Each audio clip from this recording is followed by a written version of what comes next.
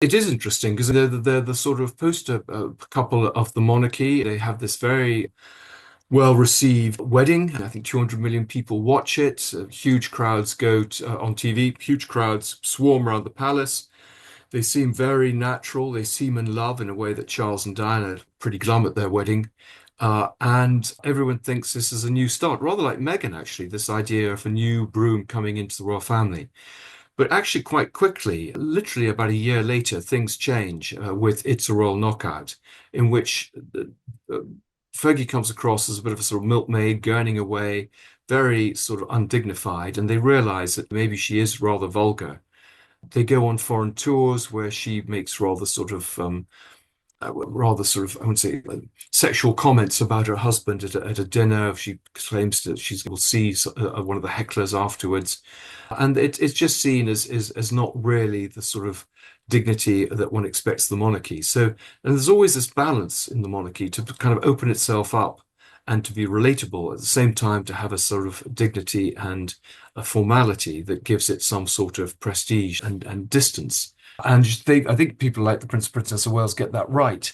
I just don't think that Fergie and Andrew did. So there were also criticisms of her freebie holidays that she was beginning to take, growing stories about her imperiousness with staff.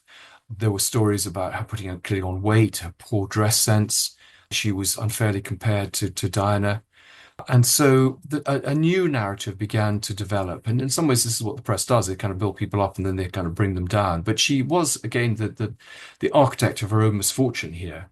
And if she just quietly got on with her job and with charity work and supporting the royal family when she could, but she wasn't doing that. For example, she wrote a book, Budgie the Helicopter, but it turned out that she'd copied it from someone else's book, that she'd said that the money would go to charity, which is what was traditional with royal books.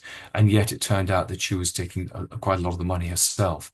So that this is where people began not to trust her, to feel that she was beginning to take advantage of her royal status for her own personal ends. And that, of course, is how the story has played out. And it's also fascinating in the book that the first person to sell access to Prince Andrew, and indeed Fergie, was Ronald Ferguson, who was selling access to them for dinners.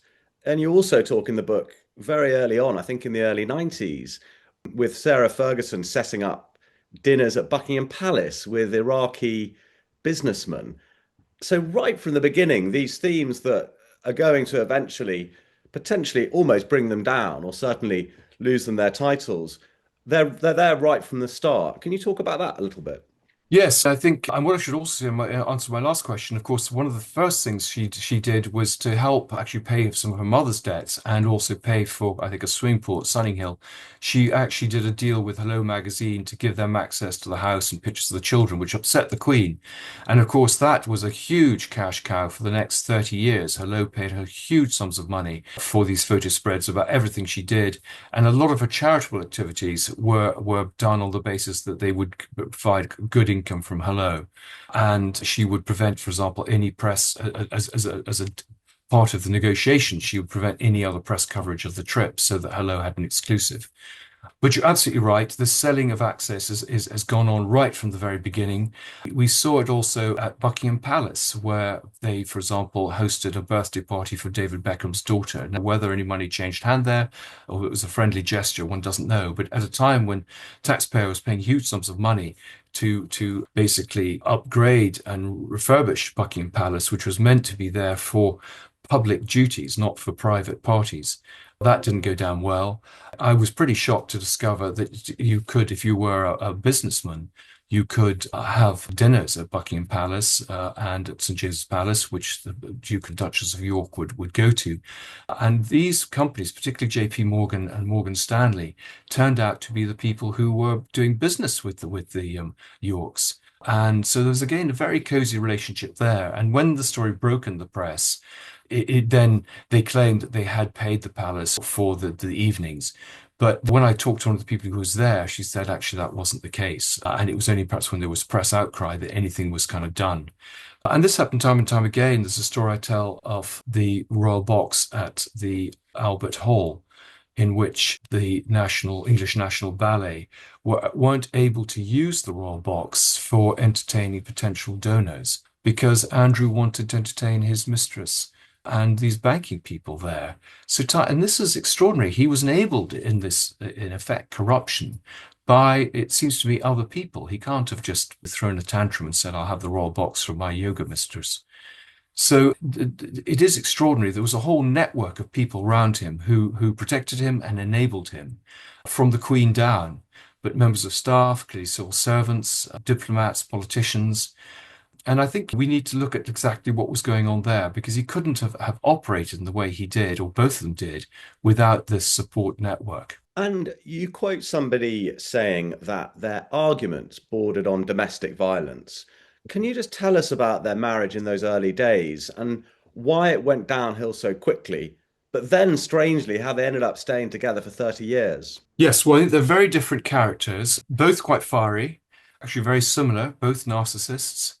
And so you could see that that would cause a problem. Both were having affairs. Both got well, she got upset about his affairs. He didn't really get too worried about hers, which probably annoyed her even more. And so that was a problem. I've, for example, talked to someone at the polo ground who saw them that they were often fighting. There had to be restraining. They had to restrain him from coming after her. Sometimes she kind of went to these polo matches, of course, where her father was still the polo manager, and Andrew would sort of storm in to kind of see her and carry on the argument, and they would have to keep him out of the building. I haven't written about that yet, but so that's new and exclusive to you, but we'll go into the new book. And so, yeah, and she got upset. She was discovering that on his shore leave, he wasn't coming home. He was actually going to see other people. So this picture of domestic harmony that they present is a farce. And I think, to be honest, it continued to be a farce. The fact that she split so quickly now, there's no sense of support for him now. She supported him while the Queen was alive. It was a way of currying favor with the Queen. It was a way of, and the royal family. I think they were grateful to her that she hadn't abandoned Andrew when everyone else kind of had. But she was there very cynically because her connection with the royal family helped her business career. As soon as she was no longer the Duchess of York and living at Royal Lodge and claimed to be almost getting married to Andrew again, the I think the endorsements would have dried up. So we have to see this as a very cynical exercise. And I just know that they played the press because each time they did this and said they might get back together, the public swooned and thought how wonderful, and polls went up, and that was good news for them, while secretly they were having scores of affairs with other people. Right from the beginning, both Andrew and Sarah have a disdain or even contempt for their staff. So, for example, you talk about her getting back to the palace after a very late night in Mayfair and expecting the staff who'd been up since 6:30 to cook a full meal. You talk about multiple roasts being cooked because she can't make her mind up. Can you just take us through some of the examples of the way they were treating staff right from the start? Again, one of the interesting parallels with Meghan and Harry is the way they treated with staff. There was a huge staff turnover. There were constant problems with staff trying to sell stories to the press, having signed NDAs and them having to take to court. But you can understand how the staff felt. One member of staff told me how the staff quarters were bugged so that they could eavesdrop on what was going on. Lots of stories of Fergie, who'd started off as actually a rather sweet girl, very excited to be a member of the royal family, suddenly becoming very imperious and bossy. So she would, for example, insist on laundry being done, actually bringing laundry to Highgrove. Wendy Parry talks about the housekeeper there. Stories of at the ski lodge in Verbier, insisting on staff cooking meals and then actually last minute deciding to go out to a restaurant. The stories of different meals being wanting to be cooked so they had a choice at Sunninghill and then deciding to eat kettle crisps. Huge expenditure on food and wine that wasn't eaten, bottles that were opened and not drunk.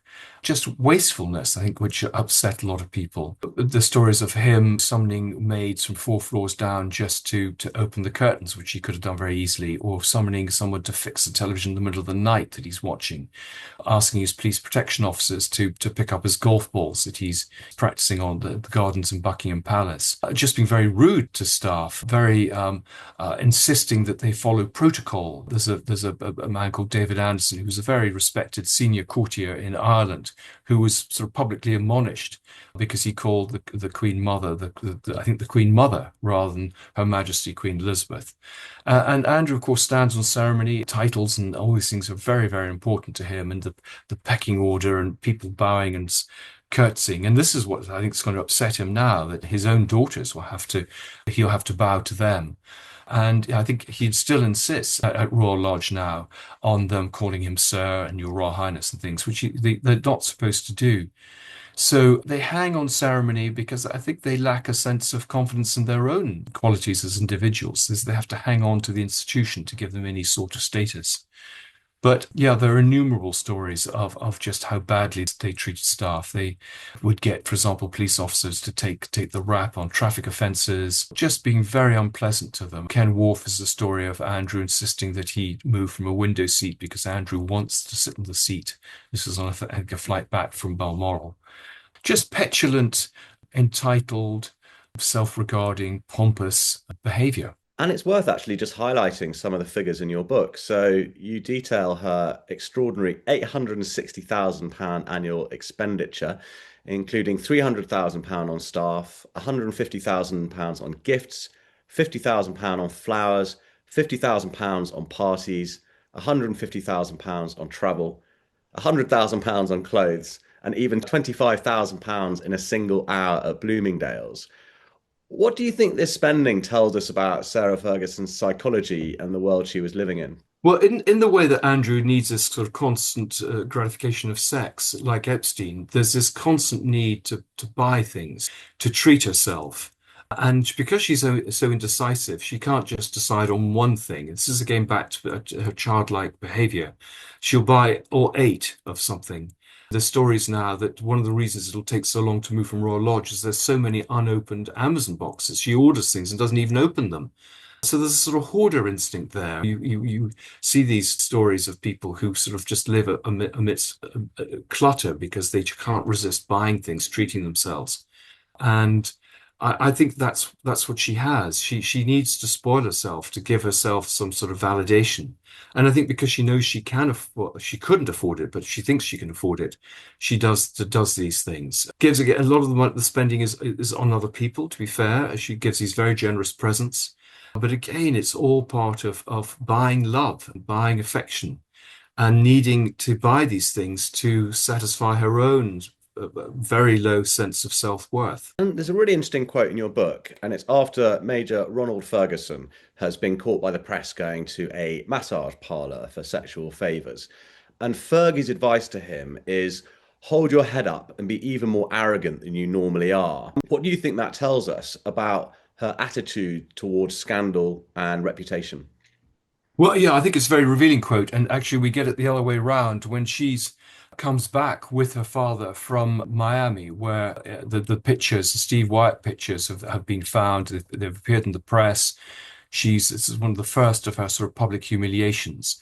She goes mad in the plane, drinks too much. She's throwing peanuts at the other passengers and sticky paper bags on her head, and just completely loopy. And instead of her father apologizing to the press pack, who are also on the plane, he says she's a great girl and sticks up for her. And I think there's a sense of this going back to entitlement and arrogance, that somehow we can do what we want and we're going to sort of make a feature of it. We're not going to be ashamed and scuttle under a shell in the way that most of us would. We'll face up to these things. And actually, by doing that, we'll conquer them, and we'll be able to carry on exactly as we were before. So I think it was a view that she inherited from her father, and to be honest, it served her well. She has survived all these scandals, which anyone else would have been completely broken by.